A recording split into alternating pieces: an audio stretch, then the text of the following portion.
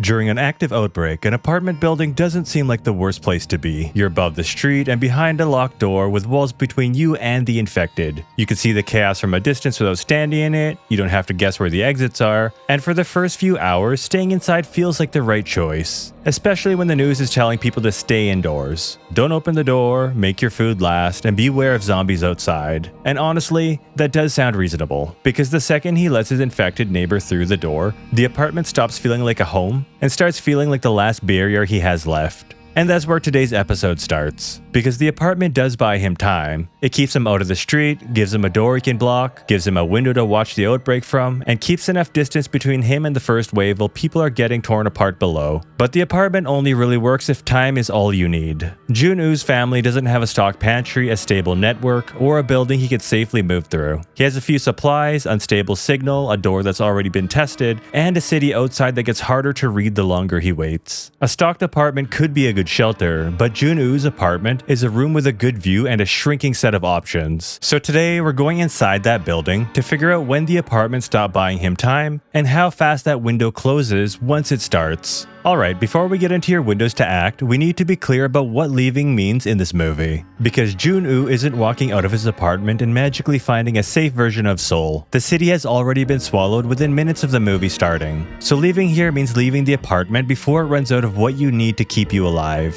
So that means leaving while you still have food, water, strength, or another survivor to move toward, instead of waiting until the room has taken all of those options away from you.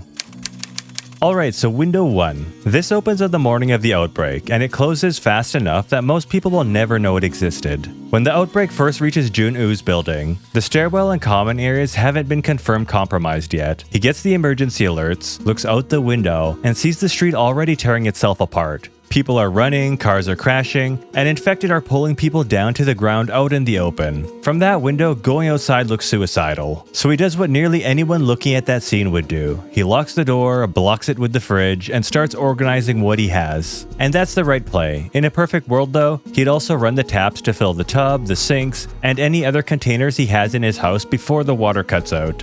That being said, the windows only tell him what's happening outside. It doesn't tell him what's happening inside the stairwell, on the floor below, or by the exits. He knows the streets outside are gone, but he doesn't know if his building is gone too. That's until he goes to peek outside in the hallway and his neighbor from 403 comes busting in. He's scared, talking fast, and saying they've seen each other before, that something strange happened to his brother outside. He doesn't look infected, he looks like a person who just needs somewhere safe to hide. But Joon-woo doesn't want him there, and rightfully so. The guy just barged into his apartment with bloodstains on him. Regardless, Joon-woo lets him use the bathroom, which isn't a bad move when you don't know if the guy's infected or not, especially when you don't know what the incubation period is. If he does turn, it's best it happens in the bathroom where he's contained instead of out in your living room. Then the news comes on saying the infected don't show immediate signs. Apparently there's a time frame of several minutes where they still appear completely normal. After that, his neighbor comes out of the bathroom, and Joon-woo notices a bite on his hand and asks him to leave. The neighbor inevitably turns. Joon-woo barely gets him back into the hallway and relocks the door. At that point, you can pretty much assume the building is compromised, but this is where window 1 needs to be understood properly. The move here isn't to sprint out into the street, because the street already looks like hell on earth from the window, so running straight into that without knowing anything else would be a terrible move. The smartest play here is using the first few minutes to verify the building before you fully commit to hiding in the apartment. That means treating the apartment as temporary cover, not the final answer. You lock the door, fill every container with water while the tap is still working, check what food you actually have, keep your phone charged while there's still power, and then if the hallway is still quiet enough to risk it, you learn what you can about the floor, the stairwell, and the exit paths. Because once the neighbor from 403 reached his door, that early uncertainty is gone. Now Joon-woo knows the threat is inside the building, close enough to touch his apartment, and the road outside is already crawling with zombies. So window 1 isn't the moment where you just leave and somehow beat the outbreak. It's the moment before Joon-woo loses the chance to understand his own building while he still has power, water, signal, and a door that hasn't been tested yet. Most people don't take that window, and honestly that makes sense. The street below looked worse than staying inside, so the apartment still looked like the only place that wasn't actively trying to kill him. Alright, so window 2, which is also day 2. At this point in the movie, waiting still feels reasonable, but now the apartment has to answer a harder question. If help doesn't come, what do you actually have left to survive on? He still has his drone and his phone, and if the drone can get high enough, he might catch enough signal to reach somebody. He has his initial food supply mostly intact, the water is still running, and his mental state is functioning. He's scared and trapped, but he is thinking clearly. So here's what he does with those tools. He attaches his phone to a drone, flies it high enough to try and get signal, calls his dad, but his phone dies before the call can go through. And honestly, I'm not really sure why he didn't charge his phone before sending it up there, but I guess that's just one of life's many mysteries. Due to that blunder, his best early attempt at being productive came up short, but at least he still has the apartment and the video games to kill time. Until the internet cuts out, that is. Then night rolls in. He falls asleep and wakes up to a police officer fighting for a life out in the street below.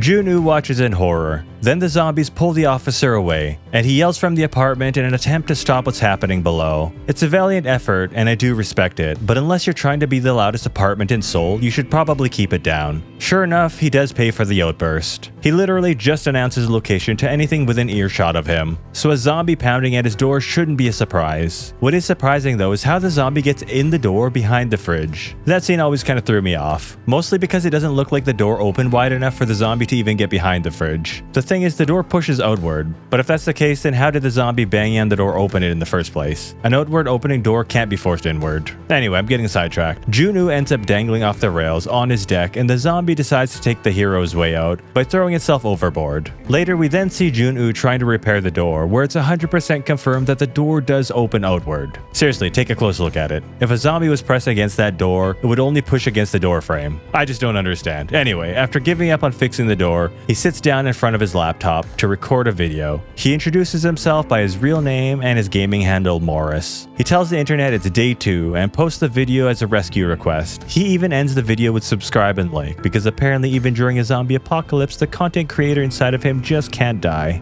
And that video seems small in the moment, but it pays off in a big way down the road. More on that later. The movie now jumps to day 7. By this point, he's taped up the sliding door window so the infected can't see him from the outside, pours himself a glass of alcohol, and sits down to watch the news coverage. The broadcast talks about the infected and their behavior, but it doesn't give him anything new.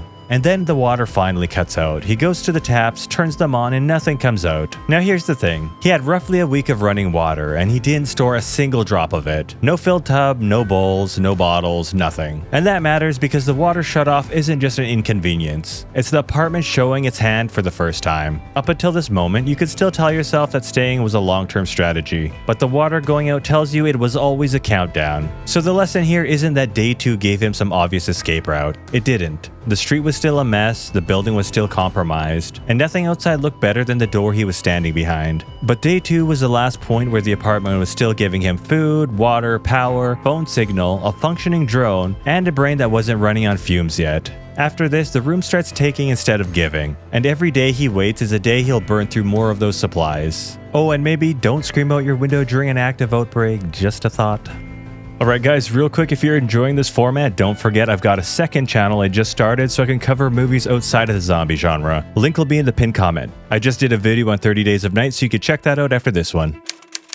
By day 20, parts of the city are being bombed and power to his apartment is knocked out. At this point, he's had about as much as he can take, so he attempts to ride the sewer slide if you get my drift. Can't use the exact words on YouTube since it's kind of sensitive, so yeah, he tries to ride the sewer slide. But someone shines a laser pointer in his face. He ends up breaking free and communicates with a girl across the way who has now given him a reason to hang on a little bit longer. The camera then jumps to her, and she has traps set on her doors, weapons within reach, and enough food to send some across for him. We get to see two sides of the spectrum here. She's been managing her apartment wisely while he's barely been hanging on. She also has sightlines that he doesn't, and he can affect parts of her building that she can't reach. So for the first time since the outbreak started, movement can be planned by two people instead of one starving person making decisions behind emotions. Later on that day, a storm rolls in and we finally see Joon-woo do something smart. He sets containers outside to start catching rainwater. and he doubles up on that by sending his drone across with a rope so the girl can send food over to him. That's what makes day 20 a real window. Joon-woo isn't suddenly saved, and the city hasn't gotten any safer, but for the first time in almost 3 weeks, staying alone is no longer his only option. He has someone watching from another angle, someone who could send food across, someone he can communicate with, and someone who can help him plan movement instead of just reacting from behind a door on his own. So the apartment got him to day 20, but it can't carry him any further than that by itself.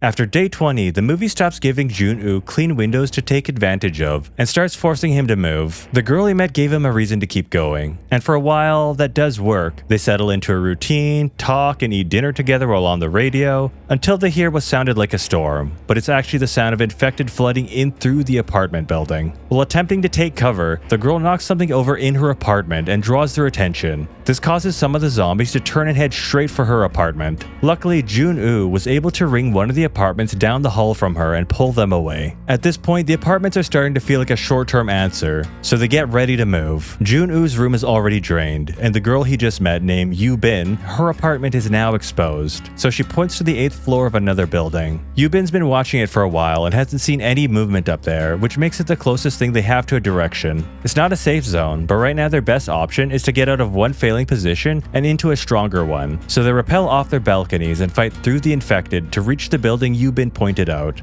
And for a moment, it looks like the gamble might have worked. The hallway is quiet, the floor seems empty, and after days of being trapped inside separate rooms, they finally reach somewhere new together. But things don't always go as planned. There ends up being a small group of zombies on the 8th floor, so just because you can't see them, it doesn't mean they aren't there. Then by a stroke of dumb luck, a man pulls them into his apartment. And just a quick side note, I'm pretty sure this is the same guy from All of Us Are Dead. Wasn't he the guy from season 1 who came to save them out of the gym? He opens the back door. That seems to be a reoccurring thing with his role in these movies. Anyway, at first, this looks like another lucky break. He gives them water, food, and tells them a rescue team is coming. After everything they've been through, of course they want to believe him. They're starving, exhausted, dehydrated, and desperate for one adult in this entire movie to have a plan that doesn't involve slowly dying behind a door. But it turns out something he gave them was drugged. His apartment ends up being a trap, and he's been keeping his infected wife locked up in another room. He says she's been starving for days, so he tries to feed Yoo-bin to her. Fortunately, Joon-woo comes to and gets into a scuffle with the man, which creates the perfect opening for Yoo-bin to get out of the room. She gets the gun and shoots both the man and his infected wife, which solves the immediate problem, but creates a much bigger one, because now every infected nearby knows exactly where they are. Using a gun in that moment was a horrible choice. His wife was already occupied with him, which means she wasn't a threat to either of them yet. A quieter kill with literally anything within reach could have solved the problem without broadcasting their location to the entire neighborhood.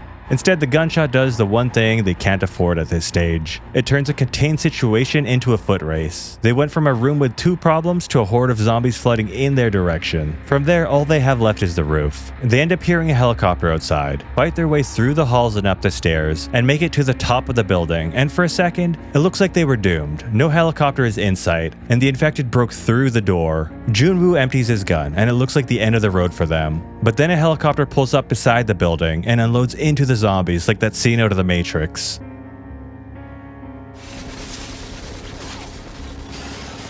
Now, this is where day 2 finally pays off. They end up being found because Joon-woo posted a rescue request back when he still had enough signal and enough of himself left to send something outside the apartment. So things only work out for them in the end because 2 things overlapped. Yoo-bin gives him a late reason to move, and his day 2 post gives the outside world a way to find them once the rescue team started checking social media. Without Yoo-bin, he probably never makes it out of the apartment, and without the day 2 post, the helicopter probably doesn't find them on that roof. That's why everything after the windows close feels so desperate. They're still making choices, but they're not choosing from strength anymore. They're surviving on scraps of timing, visibility, luck, and one early signal Joon-woo sent out before the apartment started taking everything else away from him. Alright, so the takeaway from #alive is that shelter only helps you if you use the time that it gives you. Joon-woo's apartment was the right place to survive the first wave. It kept him above the street, behind a door, and away from the infected while everything outside turned into chaos. Staying inside on day 1 wasn't a mistake.